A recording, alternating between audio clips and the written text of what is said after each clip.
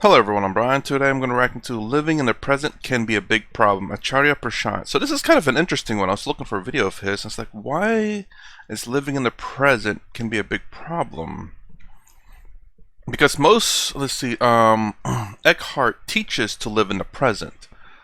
And as a matter of fact, the last video, or one of the last videos with Vananda, he talks about living in the present. I think Sadhguru talks about living in the present. I haven't heard Swami Sarvapriyananda talk about that, nor Swami Tadatmananda, nor Lakhani. All these people that I watch, so far there's been a few, and I understand why you live in the present. It's to prevent your mind, should I say, your thoughts from bringing up issues that are not relevant to a degree. Obviously, we must understand, and this is the reason why I kind of like, yes, we must live in the present, but we must understand the past and the future. And what I mean by that is that we have to understand things that happen in the past can affect us in the future, but the future is never set in stone. So it can happen, it cannot happen. I don't know how else to explain that. It's a possibility, but the problem is by constantly fluctuating between the past and the present, you're creating issues that already happened in the past and then creating more issues that are potential in the future. So you end up giving yourself in the present time a lot of heartache, suffering for thinking of these things that may never happen. So the reason for the teachings, in my opinion, or at least my understanding, for living in the present is to stop that from happening. But obviously we cannot ignore the past, and we cannot ignore the opportunities or failures or suffering of the future. So long as we understand that these are possibilities in the future, that nothing is set in stone, that what we do now in the present determines the future, for the most part, that we cannot suffer as much. That is not the right way to put it. We can prevent a lot of suffering, but we have to live in the now and stop thinking about what can be, what could be, if this happened, if that happens. We have to do it, what we can do in the now. The past, obviously, it's already happened. You can sit there and dwell in your mind of the past of what I could have done, I could have did this better, I could have done it better, and suffer for it. Or you can understand the fact that that has happened, I have become a better person from it, I've learned my mistakes, and now I know what to do in the future. Understanding the past but not suffering from it. Understanding the potentialities of the future but knowing what you do now in the present will have an outcome of the future. How do I say that better? What you do now in the present, if you focus on that and not on what could happen, you will have a better outcome in the future. Present is of infinite possibilities. You can't control it. You can control some little tiny aspect of what you can control of your body and what's surrounding you to a degree. But if you're so much into the future and if you're never focused in the now, you may get the worst outcome. So that's the reason why understanding the future and the past, I think, is very prevalent. But you also have to be mostly in the present. Pretty much in the present. Anyways, I hope that doesn't come off confusing. But let's see what Acharya here has to say about that. Most often we are asked to live in the present and be here and now and mindful. Can you talk to us about that? The same thing. I mean, when we were talking about what to do with knowledge, I said it depends on the intention. It depends on the center that is going to now use knowledge. There are two centers, right? We are repeating that thing again and again. So you could choose to live in the present because it is more pleasurable to forget the consequences of your vile actions, right? If you think of most of the heinous crimes that are ever committed, the criminals were absolutely in the present, were they not? Were they thinking of the consequences? No. I liked it, I did it. I felt like there are well thought out, organized and planned crimes, right? But a majority of the crimes are kind of spontaneous. There is sudden inflammation and explosion. That fellow was surely in the present, was he not? With no concern for anything in the past or in the future, anything beyond this place, this occasion, this event, nothing. I do wonder. I don't know if that's true though. I mean, I am kind of curious as to how many crimes are just spontaneous. I don't think there's a lot of that though. A lot of the crimes tend to be thought out because obviously people don't want to be caught. I would assume so. I mean, I don't know. Like I said, I don't know statistically speaking, but I generally do believe majority of crimes are pre-planned because obviously you want to commit it and not get caught. If you're hungry, you may steal a loaf of bread, but you've already planned that when you're hungry. When you want to steal anything, really, you don't want to get caught because if you don't plan these things out, you'll get caught really easily. Although I will say there are people out there who post their crimes on the internet and they're just dumb because they get caught. Anyways, but I hope they keep doing that so it makes it easier to catch the people who commit crimes. Obviously, they thought about what they did, but didn't quite think clearly enough. But yeah, let me know. Do you think majority of crimes are just spontaneous? It's like, you're just walking out the road and all of a sudden steal it without thinking about anything. Or do you think majority of crimes is thought out? I think it's thought out. Now, I wouldn't doubt there are some spontaneous crimes. I don't think it's anywhere near the majority, nor is it an uncommon thing. I think it's a very rare thing for it to occur. I got angry, I shot him. Okay. Well, good point. Yes, there are. That's what I'm saying. But there's not a lot. There's not too many of that. It does happen. There are people out there who prolong this. I don't know. That does happen, yes. But again, I think it's still a rarity. I think, generally speaking, people get angry over a period of time until the point that it snaps. So it's not something that necessarily happens right away, but I can see it happening that way. But I think still majority it's not, like that. This that we call as living in the moment can very well be utilized by the ego for its own nefarious ends. Equally, living in the present could mean selfless action, nishkam karma. I am doing what is right and I do not bother about the results. Mm-hmm.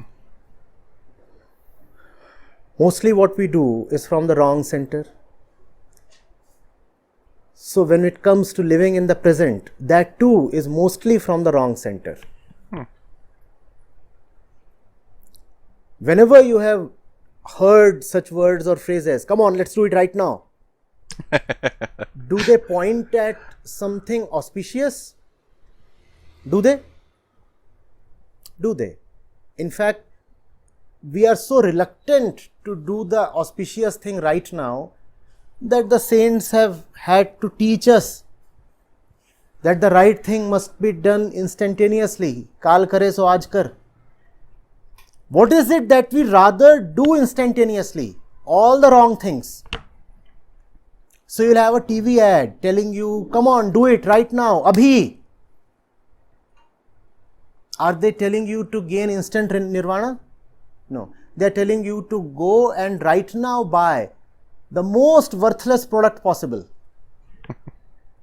That's the more general and widespread application of living in the present.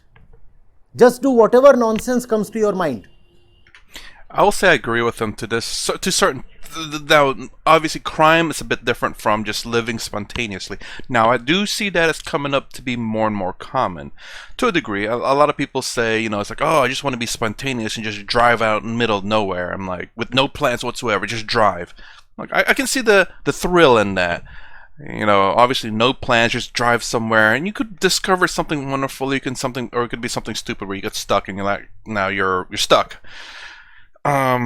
This is also another thing that I think about when I listen to Advaita Vedanta in terms of like saying that this reality is Maya, it's fake, it's false. There's a little worrisome of people going to the bad extremes of that. Obviously, anything, well, I won't say anything. I think most things can have a good and a bad side to it. It's all dependent on the person and how to use it. I always think of it like a tool. A tool can be like a shovel, can be great for digging holes. You can bash someone in the head with that thing and then put them in the hole. But you get the point, is that it can be used for both good and bad. And this is something that I try to come a middle ground with it, understanding that obviously this Maya is just to say that this Maya is an illusion, but people will struggle to understand how is this an illusion. So I have to come up with a middle ground where, you know, who the reality of you are, Atma, the fact that you're unaffected by the things in this world. I don't go as far as that, but I do go as far as that your real self and how you're not affected by your emotions and actions of other people. I think that's very important. Something very easily translated to people who do not follow this type of lifestyle, or Eastern philosophy, let me put it that way, or Eastern ways of life. And that's what I'm trying to understand and discover for myself, so that whenever I do translate it to a degree that people understand, and hopefully I'm trying to reduce suffering to the people that I can affect. So I'm always kind of the middle ground. So I'm never going to say that, oh, my thing is always 100% right. It's absolutely not. It's a stepping stone, if anything else. That's all I hope I can be. It's a stepping stone to the betterment of whoever I talk to. Obviously, someone can misinterpret what I say and use it for absolute, garbage stuff, or use what I say as a weapon. Again, like I said, anything that you say, you learn, and do in life are tools that you can use for the good or for the bad of people. And this is the fear that I kind of have with interpreting certain things from Advaita Vedanta. Obviously, if you're a very good person and you listen to Advaita Vedanta, you'll just do great things. You'll fully understand the concept of what Advaita Vedanta is. But if you're a bad person, you listen to this, you could start saying, "Oh man, if this is reality, or if this is fake, I can start using that to I won't say the betterment of himself, but to just do harmful things to other people, and for him to gain other things, because he understands that this world is fake." And that's the line I'm trying to, I guess, navigate around. Oh yes, Abhi, come on, let's do it. Sorry, real quick again. I've heard that a few times. It's like, come on, man. Just throw caution to the wind and just do it. I've heard that a few times. Usually bad idea, but sometimes always fun. Sometimes always fun. Living in the present must mean only Nishkam Karma. Living in the present must come from the right center. I am living in the present not for my gratification, but for my liberation. Mm-hmm. Living in the present can very well mean instant gratification, can it not? Live in the present, 2 minutes noodles. Make it quick. Living in the present must mean I'm doing the right thing and the results are unpredictable. I don't want to think about the results. I have no space to think of the results. I am fully immersed in dharma. I am fully immersed in the right action. I am so occupied. I have no inclination, no time, no space to think what will happen tomorrow. That is the real meaning of living in the present.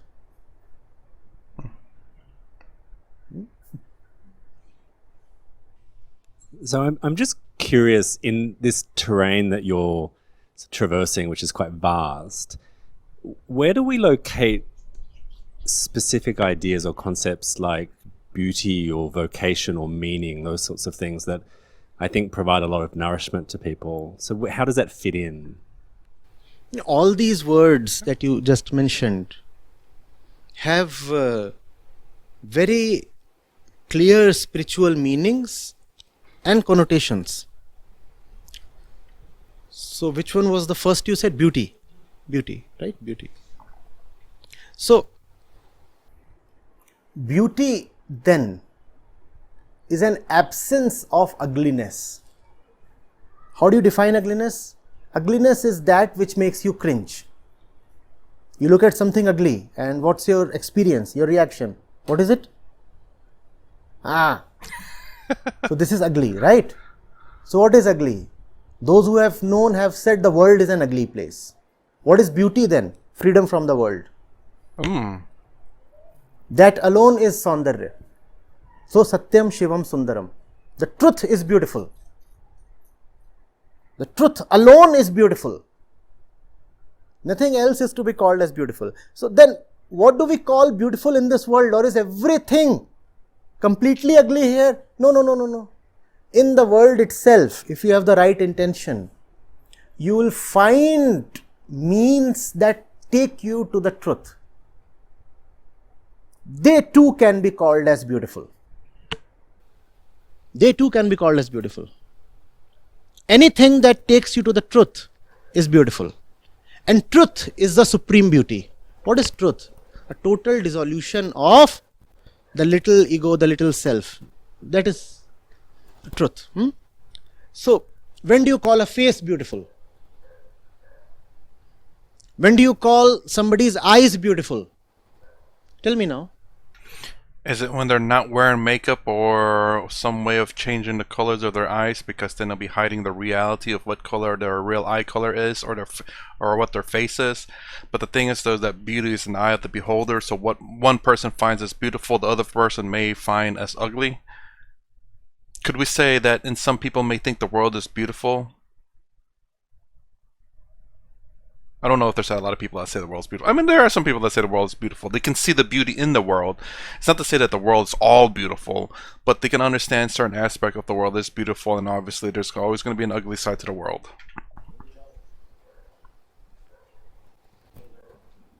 It depends on what you love the most. No? If you love the truth, as you must, then which kind of face you would exclusively call as beautiful?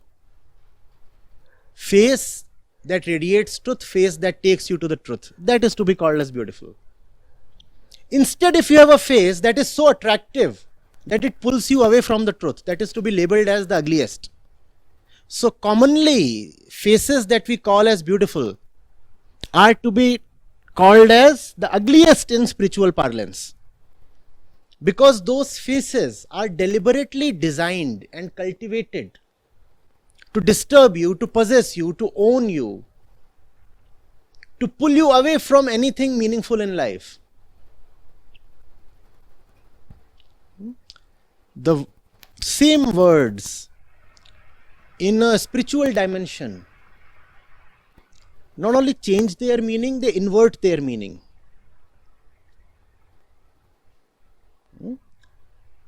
Saints had beautiful faces, right? And you would often have demons masquerading as very beautiful persons, so as to interrupt the rishis who were meditating. Now, what kind of beauty is it that can disrupt and disturb? You would call that as beauty, or rather Peace. call it Peace. ugliness. Oh. So that is beauty, right? That which takes you to the truth can be called as beautiful. Similarly, the next one that you said was? Like vocation. Vocation. That sense of meaning or purpose that I'm more ready to go. Right. So we are born in shackles, no? You are born, your hands are fettered, your legs are shackled, and you are in bondage in several ways. So you have to get out of this condition. You are in a prison. You are in a prison. We all are born in prisons. The body itself is a prison. So what to do then? The body will last some 80 years. What to do then? What's the purpose of life? I am born in a prison. What then is the right purpose of life? Liberation, freedom. Melt your chains or break them. Break out of the jail. That requires effort. That alone is called as work in spiritual parlance. Work is that which will liberate you. That which provides you livelihood is not to be called as work. even while remaining in the jail as an obedient inmate, as an obedient prisoner, you'd still be given some livelihood by the jail authorities. Do I call that as work? No, that is just labor, no? You have been forced to do something. And when you do something, you are given some food to eat. That's the nature of work of most people on this planet. We exist to eat ourselves, to feed some food to the body. We live to eat. Ask people, why do you work? You work from 9 till 6. What's the net output? The net output is food. Food to the body and food to the mind. So that they can just continue living. We do not work to be liberated. We work to continue our stage of bondage. We work like prisoners in the jail. And prisoners in the jail work really hard, don't they? So we work really hard. Look at the face of the common man, how hard he works. But he works hard so that he can somehow survive within the jail. He does not work to break out of the jail. Spirituality defines work as that which you do to break out. If you are not exerting yourself to break out, you are not working. You are then just laboring like an animal, like a domesticated animal. We often make them labor, no? Mules. They labor so much, but they get nothing out of that labor. Similarly, most of us work so much, and all that we get is bread. Well, I would say the mules do, and as a matter of fact, that's what he's just saying. The mules work, they get food and shelter, water. That's it. Kind of like how when we work in, say, in this jail he's talking about, well, we work to provide food, water, and shelter. So the mule does get something. It's not liberation, though. It's the food, water, and shelter, like how we work in the jail. This too can be counted as bread, no? This, all this can be counted as bread, something for the body. Not something that would liberate you. So work or vocation then is that which you purposefully do with the intention of liberation. Most of us do not work even for a single hour our entire life. We just labor endlessly. Work liberates. Labor just tires.